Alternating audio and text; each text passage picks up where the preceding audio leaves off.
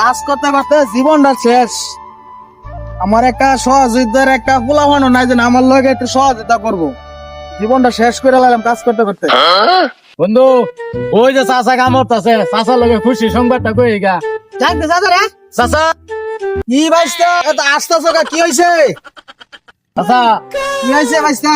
আমি তো সাদিয়ারে ফোটাই আলাইছি। কি কস?